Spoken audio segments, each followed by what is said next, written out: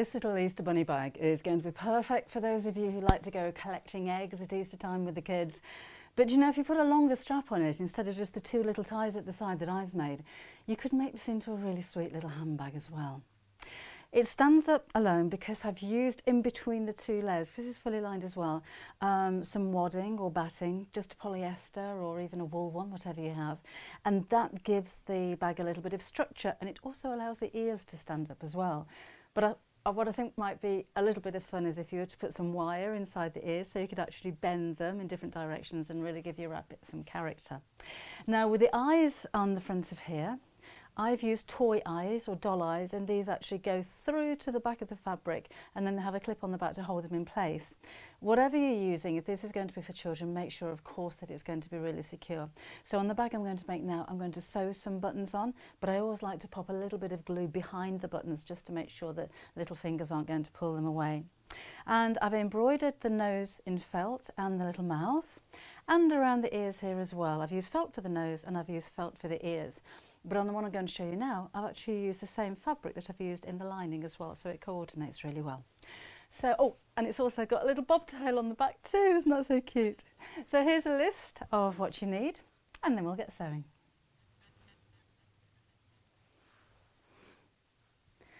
I have my 2 squares of outer fabric and the 2 squares of lining. These are 13-inch squares. And I've actually put the wadding onto the back of the lining this time. It doesn't matter whether it's on the lining or whether it's on the outside, but just put that onto the back of one side of the fabric, so either the outer or the lining. And then for the ears, I've cut out the centre ear shape in floral fabric. I've put my wadding onto the outer fabric, again it doesn't really matter which one, and I've hand stitched a blanket stitch all the way around to hold that in place. Now the little pink bit in the centre of the ear I've put on this time with heat and bond, so that's the ironable fusible sheet, so it's not going to fray. However, if you do want the fabric to fray, because that gives a nice kind of shabby chic kind of look, then use a machine stitch and then scrub it very lightly with a scrubbing brush and you'll see all of the edges of the pink go fluffy. You'll put this right sides together with the second half of the ear and sew all the way around the edge, and then we'll turn the right side out and top stitch.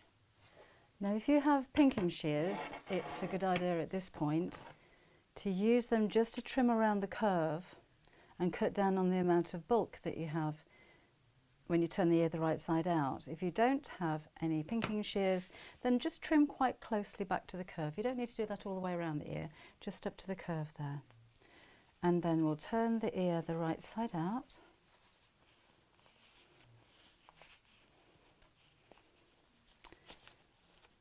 Like so. So I'm just going to use the blunt end of a pen to just push the curve out here.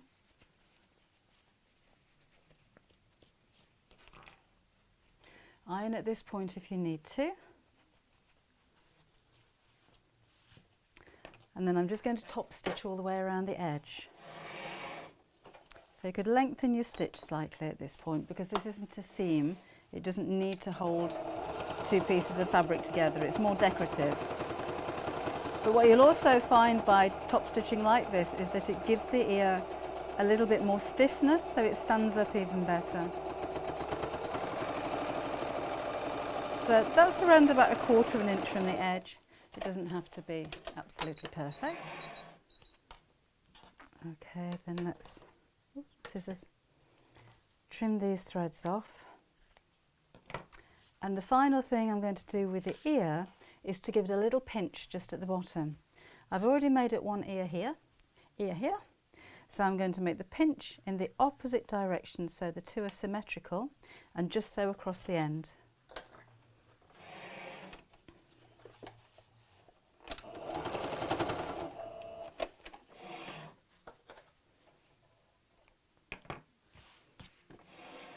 And there we go. Let's do the little rabbit face next. So take one of your outer pieces, and there is a pattern for the face and the ears on the Create and Craft blog, or you can just draw this freehand if you prefer. Now do bear in mind that you're going to have a square bottom, to the bag. So you're going to lose around about 1.5 inches from the bottom and from the sides. So don't put the face too close to the bottom and don't put it too close to the top. Just above the centre would be the perfect place. So to find your centre point, you're going to fold in half and crease, and then fold in half in the opposite direction and crease again, and that's a lot easier than measuring, isn't it? So now I've got the centre point, I'm going to put the nose just above there. So to hold that in place, I'm going to give it a quick spray of 505 spray. I'll just do this away from here so I don't get that near my machine. And just place on the top. And then I'm going to just mark where the eyes are going to go. And I think they look quite cute when they're quite close together over the nose. Remember, I'm using buttons for the eyes, so I'm not going to embroider those. And then you've got a big, cheeky smile.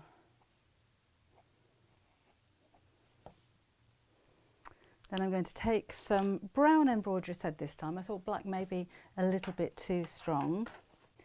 And I'm going to do a running stitch, but then come back on itself so it looks like a back stitch.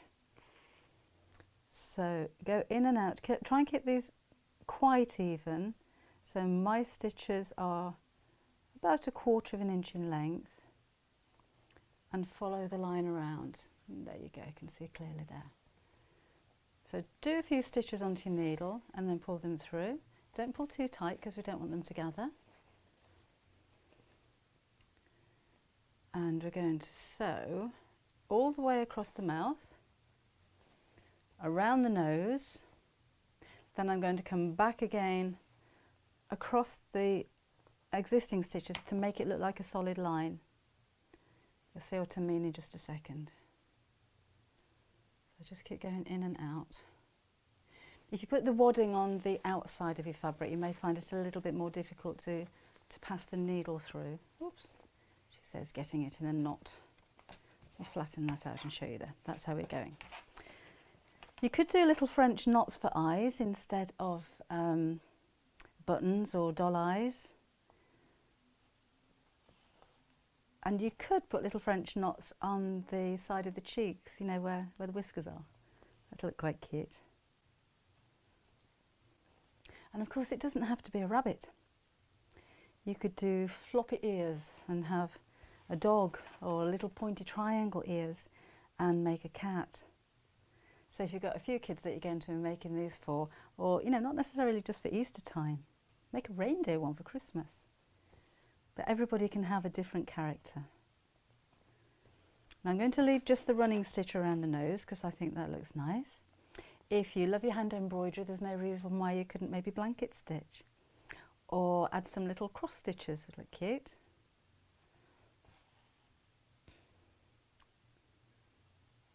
There we go. And then when I come back to these stitches, I'm going to kind of fill in the gap. So in one end of the stitch and out of the other, over the gap, in and out. So I end up with more of a solid line. Now the nice thing is, I think, with hand stitching like this, is not to get it absolutely perfect. Because perfect hand stitching doesn't look like hand stitching. Unless, you know, you're embroidering or you're entering a competition or something like that. I think for craft items like this, it's actually quite nice to see a bit of a wonky line. It just goes to show that this has been hand sewn, and it adds personality and character to your work as well. So again, I've come up to the end of the mouth, so I'm going to go back and fill in the gap, so I get a solid line. I'm using crochet thread, by the way. You could use an embroidery thread. If you want to make your embroidery threads go a little bit further, then split them. So normally they come in strands of 6, so just use 3 strands at a time. And of course you could machine sew this, or free motion embroider if you prefer. Okay, so I'm just going to follow the line back around until I've got a solid line there. Then we'll sew the buttons on for eyes.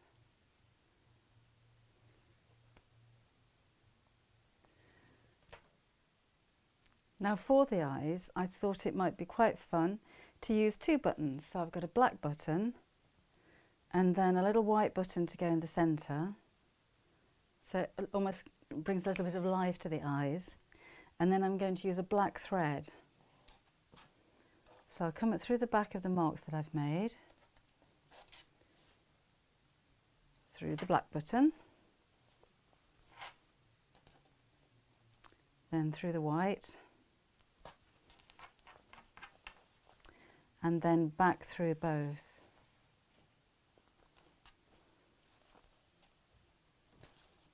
And over sew this a few times. But remember, I'm going to put a little spot of glue behind here as well, just to make sure that it's nice and secure. When you're sewing the 2 eyes on together, try and get the line of the stitches going across in the same direction.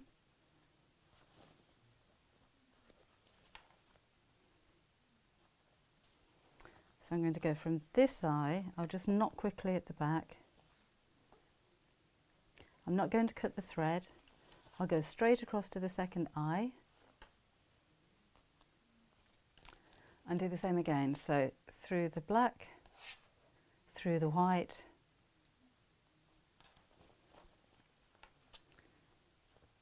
take the needle across, back through both and down. You could add eyebrows, you could add eyelashes, you could add a little bit of blusher, you could actually sew whiskers, you know, little bits of wire or something sticking out. So there's lots of different types of personality that you can give your rabbit. So again, let's knot this at the back,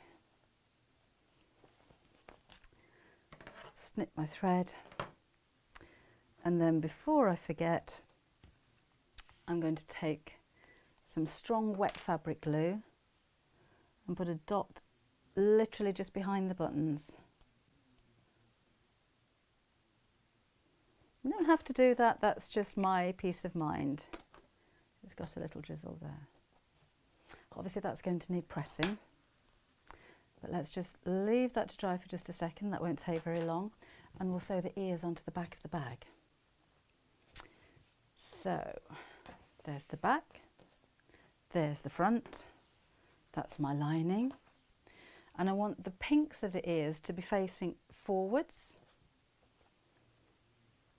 So these are going to be sewn that way up to the back of the fabric. So if this was a printed fabric that I was using, instead of the plain white, this would be the print side up. So again, I'm just going to mark the centre so I can put the ears evenly either side, and I'm going to pop those about 1 inch either side of that centre point, and I'm just going to clip those in place for a second with my clover clips, and then I'll sew them in place. So this is just a tacking stitch, just so I don't have to manoeuvre around clips. So make sure that it's within your seam allowance. So my seam allowance is about 1/4 inch. Whoops.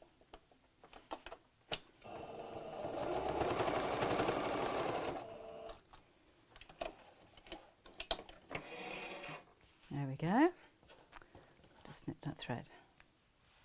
Now I'm going to sew the top of the lining right sides together, so pattern sides together, to my outer piece straight across the top. I'm just shortening the length of my stitch a little bit. If you find it easier to pin, then pin this first. I think with smaller craft items like this, it's quite easy to just hold the layers together. If I was dressmaking, that would be a different matter, but for little bags like this, it's fine.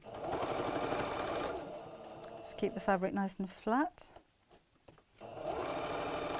And my stitch line nice and straight.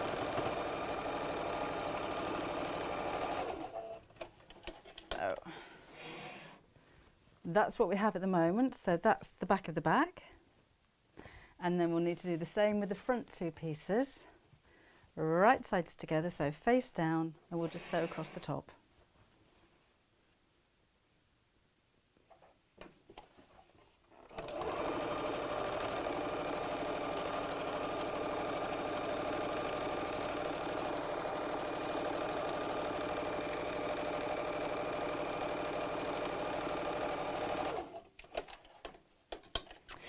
Right, then we're going to sew these two panels completely together. So open them out and lay lining on top of lining, outside on top of outside, and we need to make sure that this seam at the side is going to line up. So this time I am going to put a pin in there, and on this side.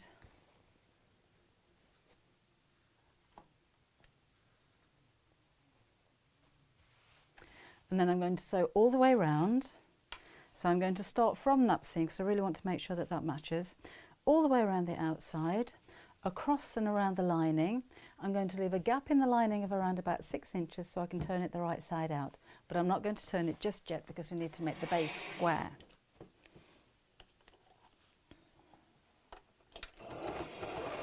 So I'm not trimming the corners at this time because this is where I want to make the base square. So pull the two sides of the bag apart and then squish this until you can feel that the base seam is sitting on top of the side seam. And we're going to put a pin in there. So lay this out flat. And we're going to measure and mark, this time 1.5 inches from the base. Then I'm going to sew straight across that line, and that's what's going to make the base square. Now as you get a little bit more adept, or you do a lot of these, it's just one way of making a bag base square, so you use this a lot if you're bag making. You'll be able to do that without measuring. But for now, to get them perfectly square and at right angles, we're going to measure every corner. When you have measured them, you just take your scissors and we're going to cut off that excess corner. So I'll do that with all 4 corners.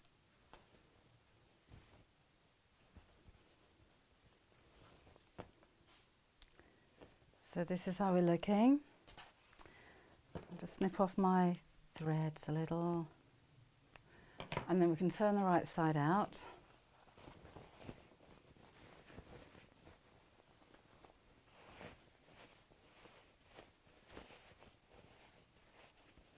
There he comes.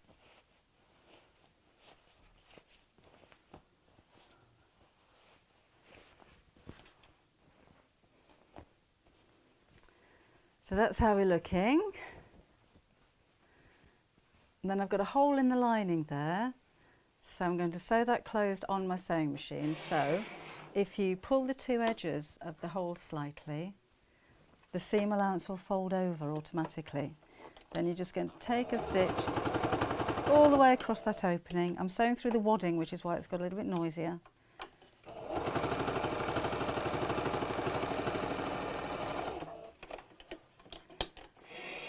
Okay, you will need to iron this. Then I'm going to push the lining inside the bag.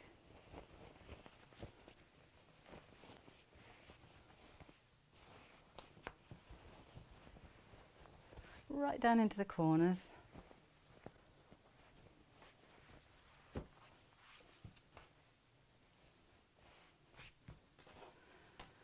So that's how we're looking.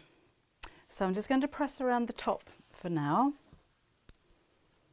And then we need to sew a channel so that we can thread the ribbon through to make a drawstring. So I just want to make sure that the seam is actually sitting right on the top of the bag. Because I've used wadding, sometimes it feels like it wants to roll over a bit. I don't want it to. Just got a loose thread there. So if you take this over to your big iron and the ironing board and give it a good old blast of steam and get those creases out and get this seam really pressed.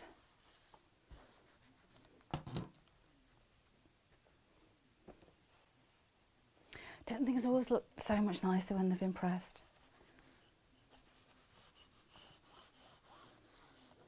One little bit here.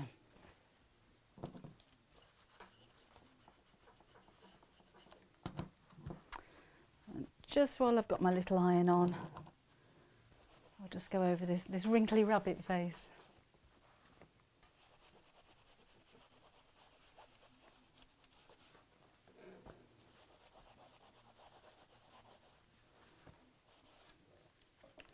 Okay, so now we need to make a channel to go around the top so we can make a drawstring. So let's move all of that to one side. If you have a free arm on your sewing machine, now's the time to use it. So take off your accessory compartment or indeed your extension table. And we're going to sew a line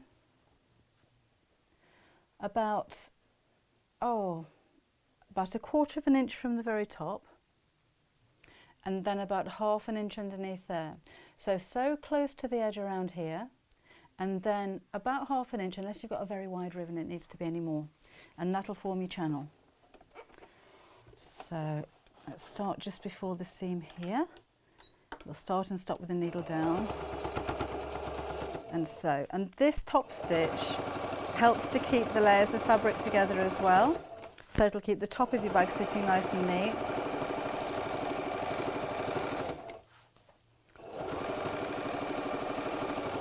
Bit lumpy at the side, so just ease your machine over if you need to. Don't pull and push it because you bend the needle, but you can help ease the fabric through if necessary. Sewing over the ears as they're upright means they're going to stay a little bit more upright.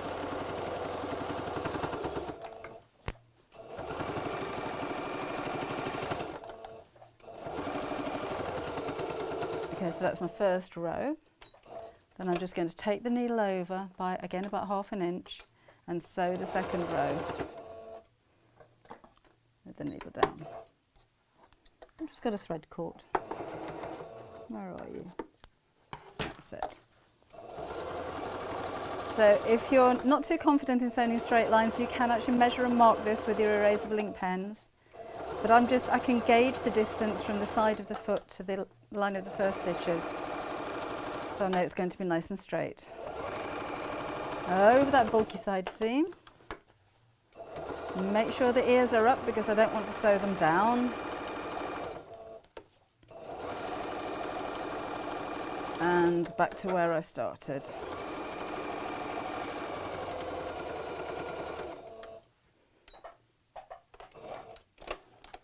There we go.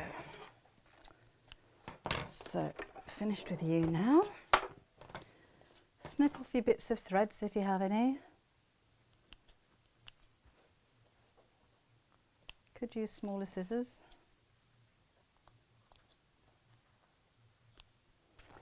Then you will need your quick unpick, and we're going to unpick the stitches in between those two channels at each side, just on the top layer. We're not going to unpick the lining. So just very carefully push your quick unpick behind some of the stitches and very gently tear them open. Make sure you don't cut into your fabric, and we'll do that on both sides.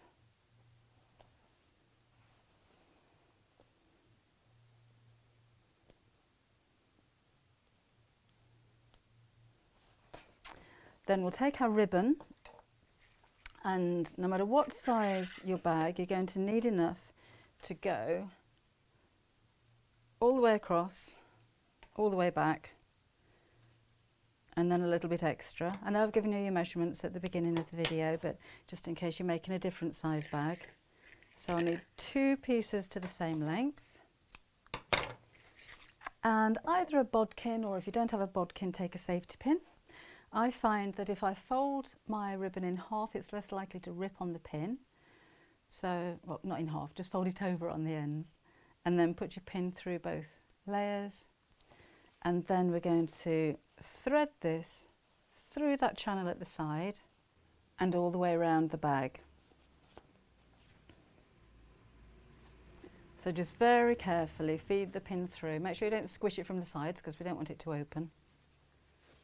And then the second ribbon is going to go from the opposite side and thread around both sides in the opposite direction. That's what makes it a drawstring.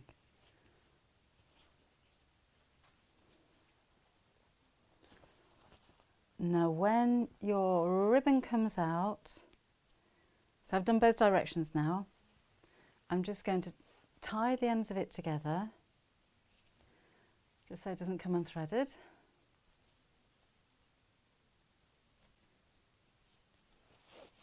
Do the same on the first side. They're not even at the moment, but they will be when I pull them through and get them organised. Right, so let's open this up There we go. And then when I pull the strings from either side, the bag draws up at the top.